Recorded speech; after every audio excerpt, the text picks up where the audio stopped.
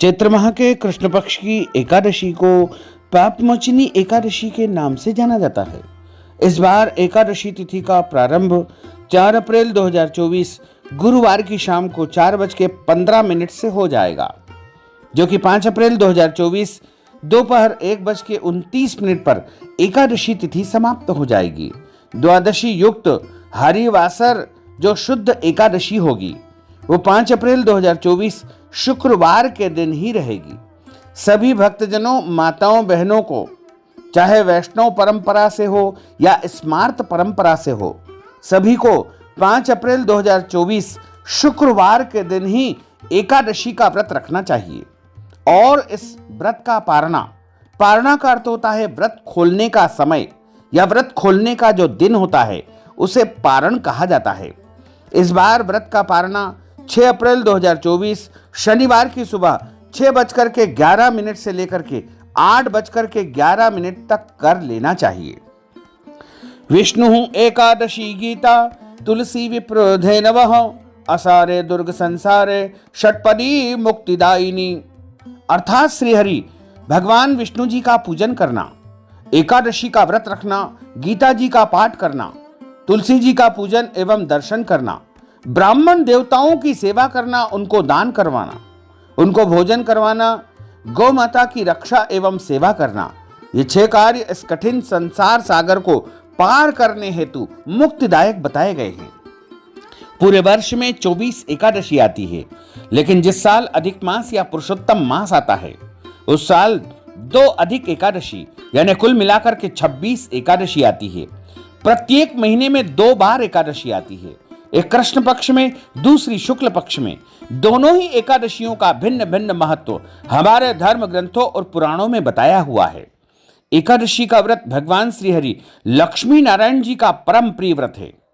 एकादशी का व्रत करने से मनुष्यों के कई जन्मों के पाप जड़ से नष्ट हो जाते हैं तथा उनके पुण्यों का उदय होता है। जब मनुष्य के जन्म जन्मांतर के पाप नष्ट हो जाते हैं तभी उन्हें सांसारिक एवं भौतिक सुखों की प्राप्ति होती है। जो भक्तजन, माताएं, बहनें एकादशी का व्रत करते हैं उनको दशमी तिथि से लेकर के द्वादशी तक कुछ महत्वपूर्ण नियमों का पालन अनिवार्य रूप से करना चाहिए। इस बार दशमी तिथि के नियमों का पालन 4 अप्रैल 2024 गुरुवार के दिन करना है।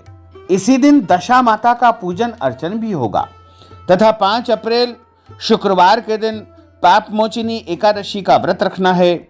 वहीं 6 अप्रैल शनिवार के दिन एकादशी व्रत का पारणा करना है।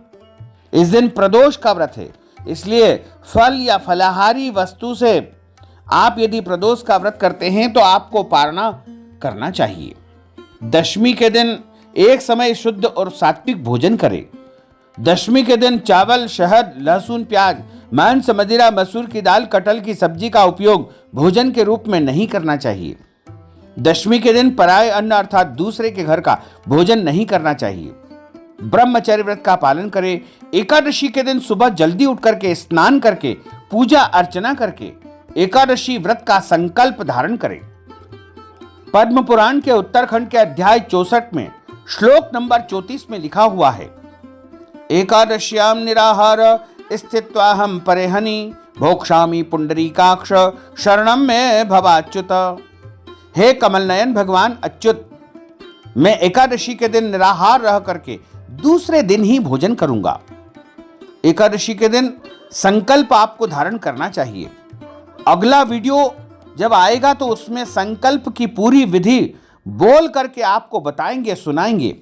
उस विधि से आपको संकल्प धारण करना चाहिए। एकादशी के दिन सुबह सूर्य भगवान को जल अर्पण करें, माता पिता को प्रणाम करें, तुलसी जी का पूजन करें, गौ माता का पूजन करें। एकादशी के दिन अन्न नहीं खाना चाहिए, केवल और केवल फलाहार करना चाहिए। सर्वोत्तम फलाहार गाय का दूध एवं फल माना गया है। झूठ न बोले, क्रोध न करे, लड़ाई झगड़ा एवं वाद विवाद बिल्कुल न करे। ब्रह्मचर्य व्रत का पालन करना चाहिए। दाढ़ी कटिंग या शेविंग नहीं करवाए। शरीर के अंग के कोई भी बाल काटना या कटवाना वर्जित माना जाता है। नाखून नहीं काटना चाहिए। किसी भी प्राणी का, किसी भी मनुष्य का, किसी भी जीव का अपमान या अनादर न करे। दिन में सोना नहीं चाहिए।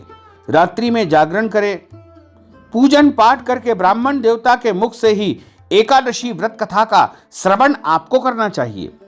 कथा सुनने के बाद ब्राह्मण देवता को यथाशक्ति दक्षिणा अवश्य प्रदान करें और अगले दिन शुभ मुहूर्त में ही एकादशी व्रत का पारणा आपको करना चाहिए। पारणा का अर्थ होता है व्रत खोलना या व्रत का समापन करना। एकादशी के दिन आप चाय काफी पी सकते हैं, कोई दोष नहीं लगेगा, लेकिन ध्यान रखें आपको इस दिन फलाहार में हल्दी का उपयोग नहीं करना चाहिए। एकादशी के दिन पान नहीं खाना चाहिए।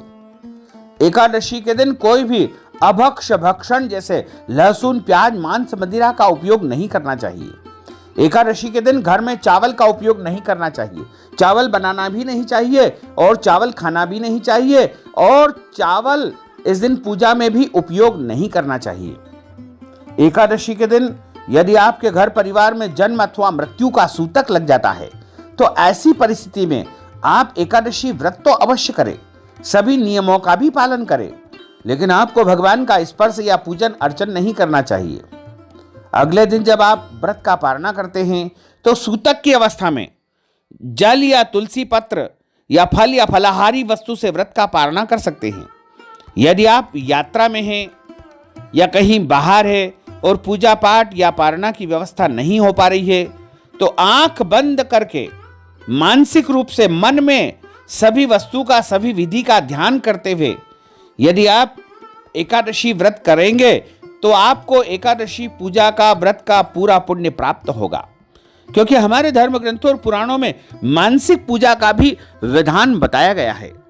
और इसी तरह यदि कोई माताएं बहनें मासिक धर्म पीरियड की अवस्था में रहती है तो ऐसी अवस्था में भी उनको व्रत करना चाहिए, व्रत के नियमों का भी पालन करना चाहिए, लेकिन उनको भगवान का स्पर्श या पूजन अर्चन नहीं करना चाहिए। साथ ही जो माताएं बहनें गर्भावस्था में हैं, गर्भवती है, तो उनको अपने बालक का, अपने शिशु का, गर्भस्थ बच्चे का ध्यान रखते हुए ही एकादशी व्रत करना चाहिए। अच्छी प्रकार से फलाहार करके वो व्रत कर लेवे, लेकिन कोई भी इस दिन गलत काम न करे, किसी भी प्रकार का पाप कर्म बिल्कुल न करे। सभी तरह से आपको अच्छे मन से, पवित्र अवस्था से एकादशी व्रत का नियम विधि विधान से पालन करके ही करना चाहिए। यह अगर जाने अनजाने में आपसे कोई त्रुटि हो जाती है, गलती हो जाती है, तो प्रभु से आप क्षमा याचना अवश्य कर लीजिएगा। प्रभु तो कृपा निधान है, दयालु है, आपको क्षमा दान अवश्य ही प्रदान करेंगे। तो भक्तजनों, माताओं, बहनों, यदि आप पापमोचनी एकादशी के निमित्त कोई भी दान पुण्य करना चाहते हैं, अन्नदान, वस्त्रदान, गोदान, फलाहार करवाना चाहते हैं, पारणा के समय ब्राह्मण भोजन करवाना चाहते हैं, या हमारे माध्यम से एकादशी व्रत का उद्यापन करवाना चाहते हैं, तो इस हेतु अपना नाम और गोत्र हमें व्हाट्सएप के माध्यम से भेजें और नगद धनराशि गूगल पे, फोन पे, पेटीएम नंबर, अकाउंट नंबर के माध्यम से भेज करके पापमोचनी एकादशी का संपूर्ण पुण्य लाभ प्राप्त कर सकते हैं।